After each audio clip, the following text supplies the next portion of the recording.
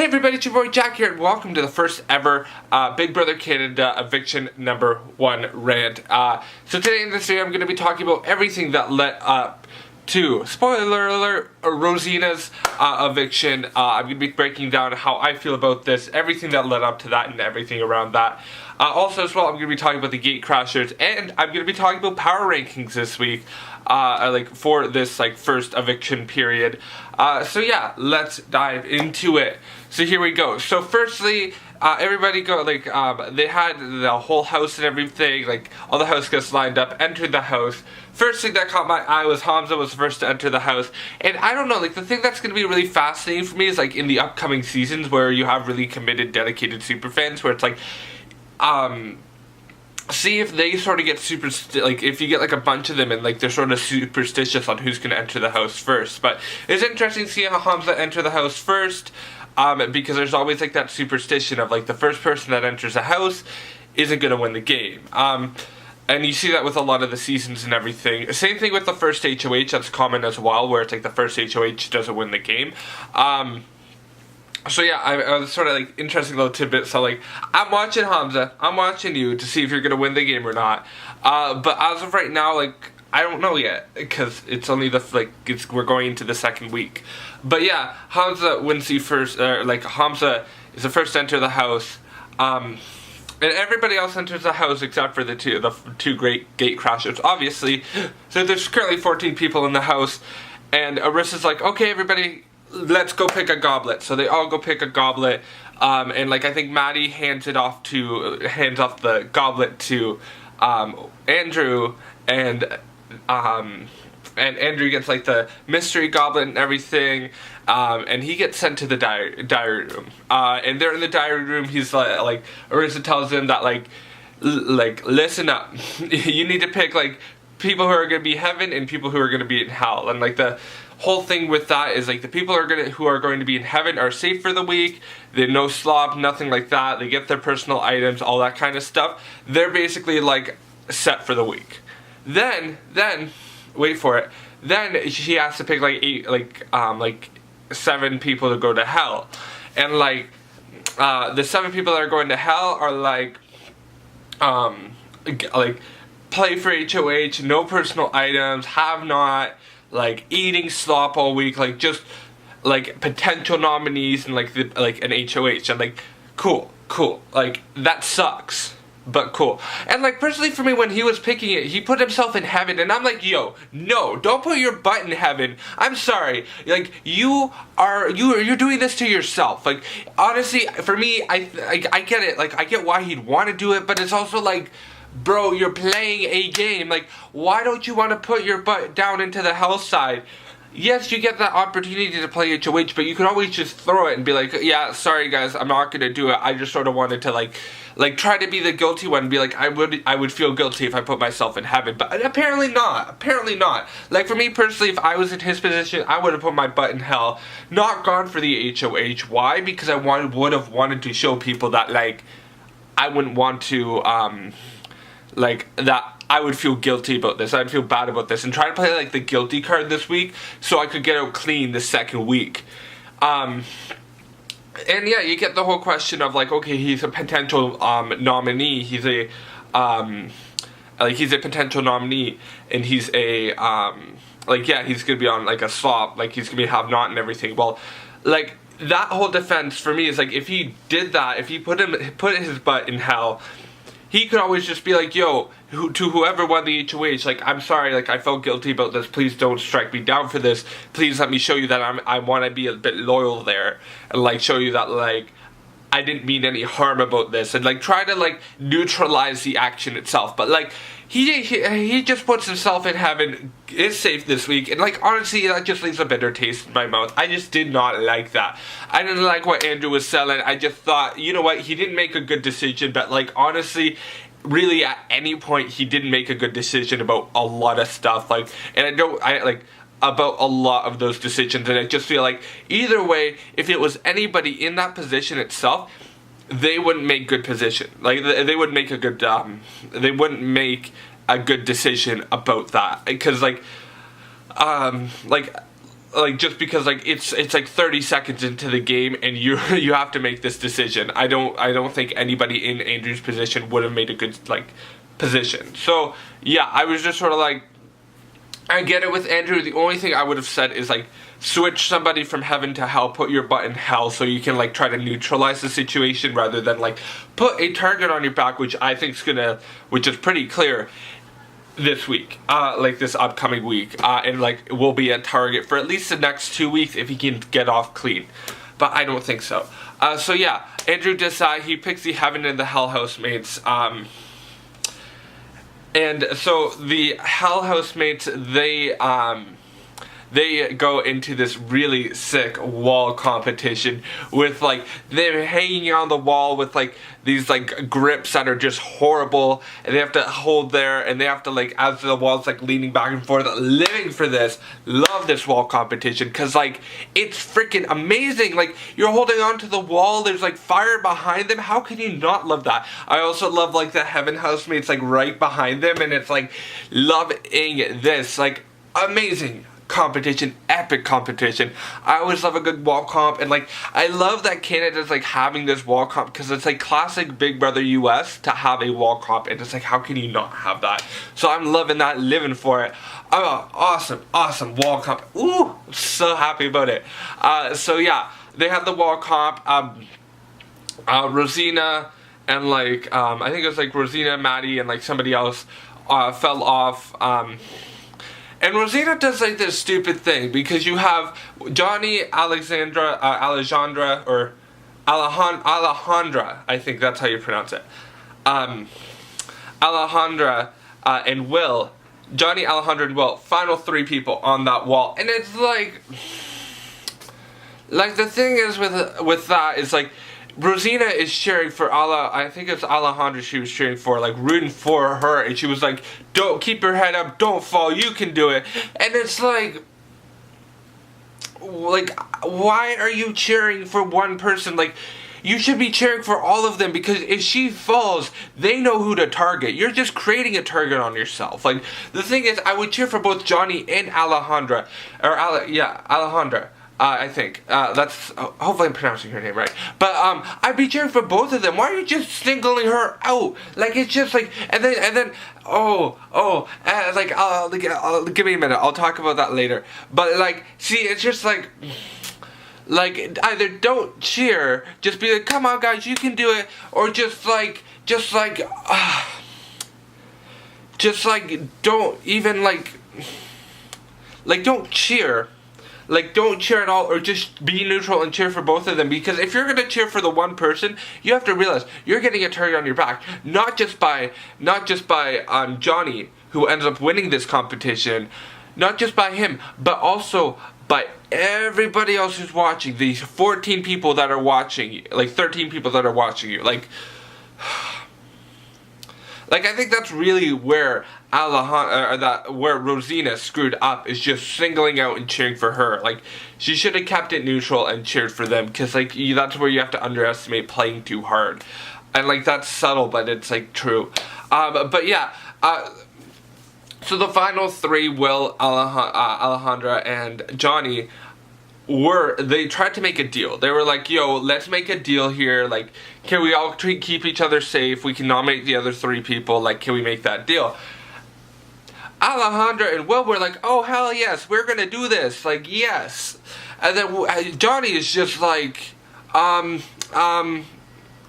don't know. Like, I'm just not gonna say anything really. Like, I'm just gonna hang on this wall, and like, I just don't want to trust you right now. And it's like, I don't know, like, I just feel like that's a stupid decision as well. Like, why wouldn't you want to make a deal with them? Like, you're up there on this wall, like, either way, they got you safe, and it's like, really, at this point, they're in this exact same pain that you're in, so like, why wouldn't you want to make a deal? Like, I get it, trust, but it's like, still, like, these people are in the same boat. Like, I would trust them. I would personally trust them and be like, yo, like, or at least Alejandra. Like, once Will fell off, I would have been like, Alejandra, you are safe on my end, and you're safe in my books, and like, we would have made the good deal there. But yeah, But Will didn't do that. But Johnny didn't do that, and it was just like, come on, Johnny. Like, you could have at least had like just a tint of trust with one person. Like, that's all I'm saying. Like, Johnny, like, come on. Yeah, but Johnny decides, okay, like, he's not making the deal, or he didn't really make an official deal, so Alejandra and Will fell off, crowning Johnny as the first HOH. And I'm like, cool, okay, this is gonna get interesting, because, like, for me personally, if you haven't watched my Who I'm Cheering For video, I said Johnny was one of the people I was rooting for. Also Andrew as well, but that's a whole other story right now. But yeah, Johnny wins the first HOH. I'm like, okay, this is going to be interesting. I'm excited to see how he's going to go with this. Because really, the first HOH casts the first stone. And is he going to cast the right one?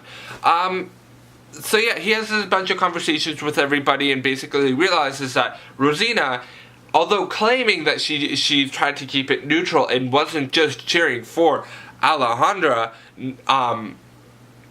and like this is what I don't like. I watched that whole clip about her being like, no, I didn't cheer for Alejandra, I cheered for both of you. It's like, no, you cheered for like clearly you cheered for Alejandra, and that's what you're screwing up your game. You should expect to be nominated because you screwed up that decision. And I was just like, don't deny it, don't lie. Like, I'm sorry, but just don't lie. Like, I just didn't like that. That was just dirty. No. So, like, not shockingly, Rosina was nominated, and then, like, actually, just, like, a bit shockingly, Alejandra was nominated. And I'm like, yo, I am so rooting for Alejandra, because, like, I really liked her. I didn't like Rosina, because I just felt like she did, like, I just felt like just watching the HOH competition, I couldn't trust her as far as I could throw her, that kind of thing, so, like, couldn't really trust her that much. I just got a bad taste in my mouth. Even though, like, she's just this lovely old, like, lady, I just couldn't trust her on a strategic level. So, yeah. The noms were there. They played this amazing POV, and, like, I love that POV. It was hilarious because they're all in, like, the bug costumes trying to go get the ball with their heads and stuff, and they're like, "Rrr." Hilarious, awesome competition. I liked it. It was creative. It sort of took on, like, a BB19 twist with, like, the golden apple twist or whatever that they did. But, like, I liked it, too, because it was, like, a good twist. It was a neat competition, sort of funny as well. And I like the whole golden egg kind of thing where it's like you get it in there, you get 30 seconds. But it was just like, the only thing I would say is like maybe you should have, like maybe 15 would be a bit better. Because like 30 seconds, you could basically get like a ball and a half done. And it was just like, like I didn't love that because it just felt like maybe it was a bit too fair of an advantage. But like either way, it is what it is. Johnny got like the golden ball, and then he ended up getting all 5 balls in. So the HOH, along with that, as the HOH wins like the POV as well, basically solidifying his nominations. And like for the first time ever, I've actually questioned on why the HOH plays in the veto. Like it seems like such a stupid thing. It's because like they should have a right to like it felt so stupid to me because I'm like, why do they get to play the veto? And then it's like, wait, but they also have a right to defend their nominations, and that's having the veto is the right way to defend their nominations. So yeah, like I had like that stupid brain fart kind of moment, but it was also like, well, it's just because they have a right to defend like their nominations. That's it. So yeah. But the POV happened. I love this year's POV with like the speckled like white and gold. Woo! Awesome. It's like thinner too, like it's not as big, so I'm like liking that as well. But that POV is freaking awesome. So yeah, Johnny wins POV. Obviously in the veto ceremony he decides not to use it, and I'm like, yo, that's smart for you. That is really smart. Like I get why too. Like I think it's just a smart move overall. He deciding not to use it. Smart move because like that's his nominations. He doesn't want to get any more blood on his hands. It's pretty clear on who's going to go out and everything, but yeah. What's also really interesting as well is Hamza this week. Hamza this week, he's like, yo, I'm rooting for Rosie to stay in this house. She makes a good food. She's dishing and dining. She's not a threat here. She could be more of a really great alliance member in the upcoming week. So, like, I'm rooting for that, too. I think that's awesome as well, because, like, why not? And like, I like that at least somebody was pulling for her, and like, he made some really good points talking to people, and like, in the montage that I saw him talking to people, like, it is a good choice, but it's also like, you know what, like, I think a lot of people are like, well, like, it's sort of obvious at the beginning of the season on like getting an old person out. And I think age at that point was maybe a bit of a factor. Personally, for me, if I was voting, I would 100% go for Rosina, because I'd rather have the bigger people in the house so I can hide under them and like play and manipulate, that kind of stuff. Because I think that'd just be a smart strategy, especially with the people in this house. So like, that's what happened.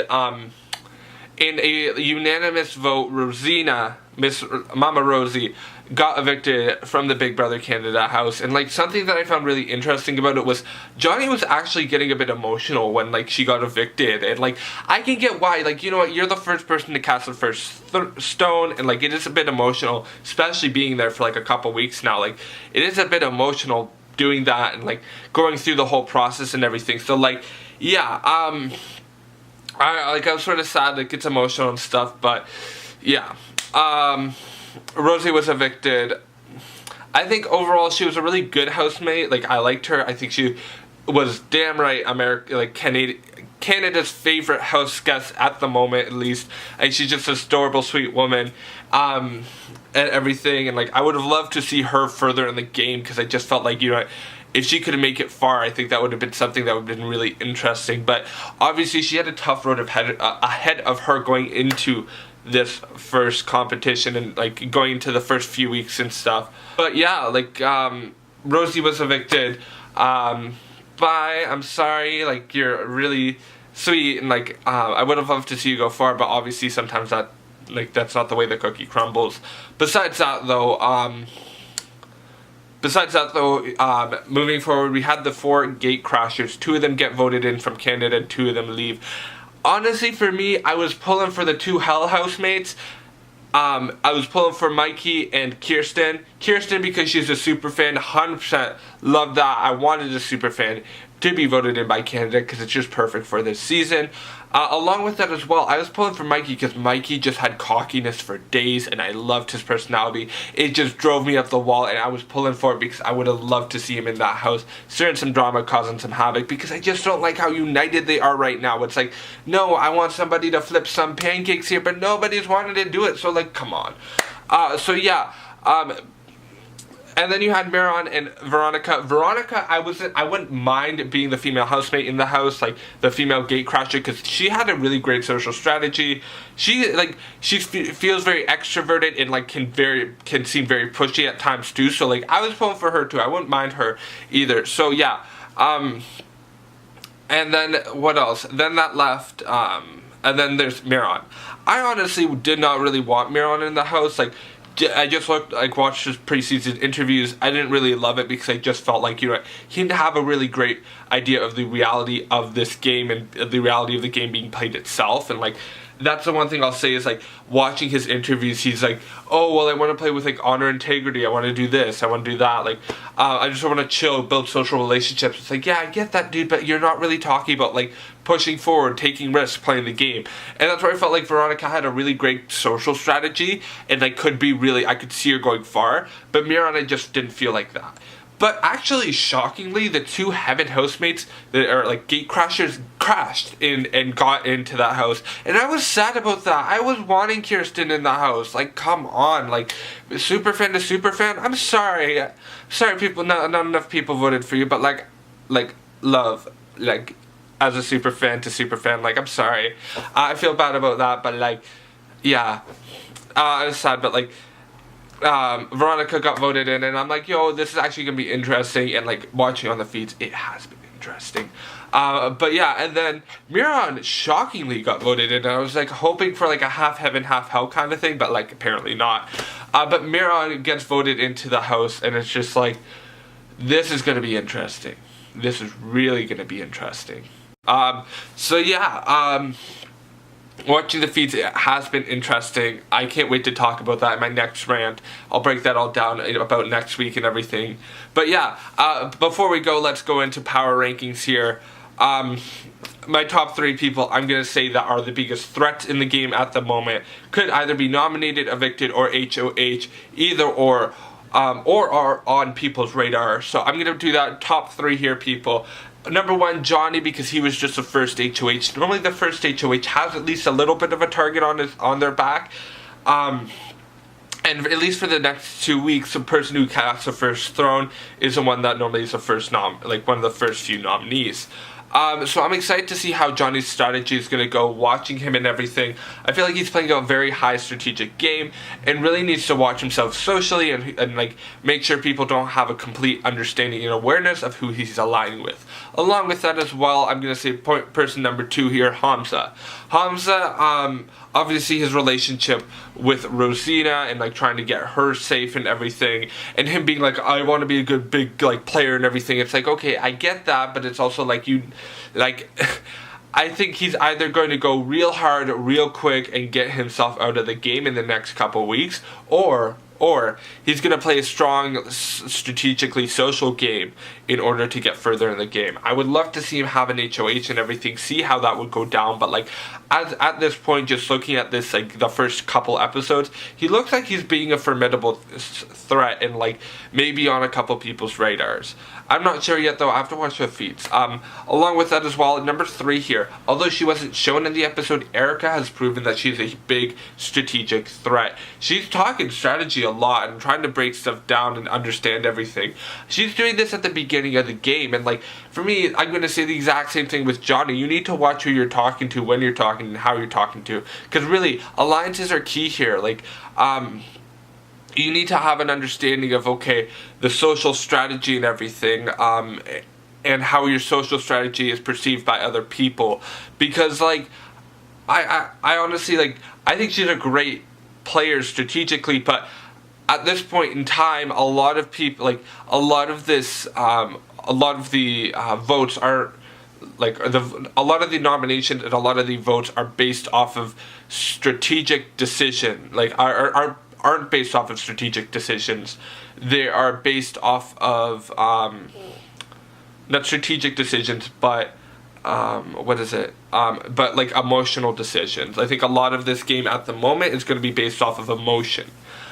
So Erica, I think, needs to watch herself and like not what she says, but just how she aligns and everything, and like sort of needs to be socially neutral with everybody at this point in time, and doesn't and like whoever is the HOH really needs to create a good relationship with them as well. But yeah, overall I really do like these 3. I think the 3 of them are going to be big threats going forward, but it's going to be exciting to see what's going to happen in the upcoming week. So besides that, thank you so much for watching. My name is Jack Skinner. You have a good night. Thank you for watching this far in the Big Brother Canada rant for eviction number 1. Please let me know what you think about this down below in the comments, like about this first eviction. Do you think it was okay for Rosina to go? Do you think I was wrong with this power rankings? Who would be your personal power rankings? Besides that, thank you so much for watching. My name is Jack Skinner. Feel free to like, comment, share, and subscribe. Let me know what you think. Hit post notifications if you want to know when I'm posting my stuff, even though it's on my channel if you want to check it out. Along with that as well, if you're a fan of Survivor, check out the Survivor podcast away. And that's it. Don't text and drive, and bye!